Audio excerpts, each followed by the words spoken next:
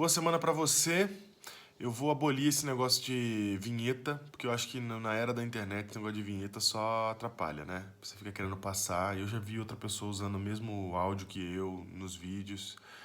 E aí, porque eu tô tentando usar, né, aqueles que têm autorização do YouTube, enfim, pra que vinheta, né? E para quem assiste pelo IGTV, a vinheta pode atrapalhar porque você não sabe se você viu aquele vídeo já, se é aquele vídeo da semana passada. Então é mais fácil você me ver com uma camisa diferente, um cenário diferente, saber que é um vídeo novo. Então, cá estamos, vídeo novo que eu quero tratar com vocês hoje, que eu queria falar para a gente refletir um pouquinho.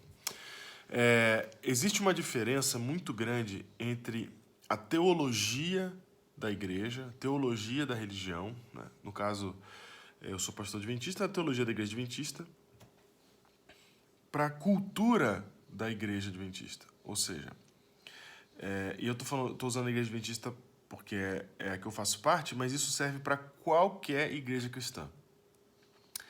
Há uma distância entre o que a teologia da igreja crê, né, o que foi estabelecido como doutrina, crença da igreja, para aquilo que é praticado nas igrejas pelos irmãos, pelas pessoas que estão lá na igreja. Há sempre uma distância, há sempre uma diferença aí. E essa diferença, ela causa muitos transtornos.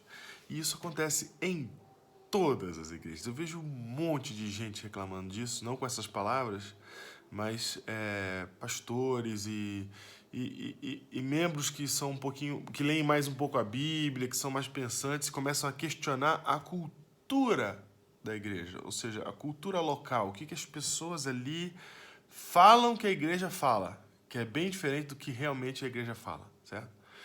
E eu queria fazer essa diferenciação aqui para poder ajudar a gente a conversar no futuro e em vários momentos, porque vai ficar mais fácil quando você souber que, quando eu digo assim, por exemplo, o que a igreja adventista crê pode e normalmente é diferente do que o adventista crê. Entendeu a diferença? Então, uma coisa é a teologia, uma coisa é a crença oficial, outra coisa é o que a maior parte das pessoas faz com ela. Olha, no cristianismo isso acontece direto. Várias palavras, por exemplo, vários versos bíblicos são mal interpretados e a culpa não é da teologia, a culpa é do pessoal que ouviu de um jeito e replicou e passou a crer que é daquele jeito e pronto. Vou dar um exemplo aqui, aquele famoso texto. Sempre uso esse exemplo em várias coisas que eu falo, mas é clássico, né? Maldito homem que confia no homem, né? A cultura da igreja, a teologia, lendo a Bíblia, interpretando direito o texto, fala assim, não, agora entendemos. Quer dizer, maldito o homem que acredita que o próprio homem, que a humanidade, pode resolver o seu próprio problema. Mas a cultura da igreja, pessoal, fala assim, eu não posso confiar em ninguém, porque a Bíblia diz que eu não devo confiar em ninguém, porque se eu confiar em alguém eu sou maldito. Então, sentiu a diferença? Por que isso acontece? Porque em um há estudo da Bíblia, no outro há replicar aquilo que foi dito. Então, outro texto que é surrado, inclusive meu primeiro vlog nesse canal aqui, do YouTube, não tem no IGTV, mas tem lá no YouTube. O primeiro vlog foi sobre esse texto, que é o mais surrado da Bíblia, eu acho. Se alguém souber de algum outro mais surrado, me avisa aí nos comentários. Mas é o tudo posso naquele que me fortalece. É o mais surrado. É o que mais a gente usa fora do contexto. O mais a gente usa errado. E eu estou dando exemplo de versinho, mas isso pode ir para teologia, para coisas muito sérias, para a visão de mundo. A visão de mundo da igreja pode ser muito diferente da sua teologia. E eu estou falando isso por dois motivos. Primeiro, para quando eu conversar com vocês, vocês saberem a diferença entre o que diz a teologia e o que diz a cultura. Tá? E quando eu falo a cultura aqui, você já entendeu que eu estou falando do que o pensamento comum na igreja ao longo dos anos faz com que as pessoas creiam e falem e até preguem. Tá? E o segundo motivo pelo qual estou tratando desse assunto é para ver se a gente se vacina contra isso. E a vacina contra isso é só estudar a Bíblia, é o estudo da Bíblia.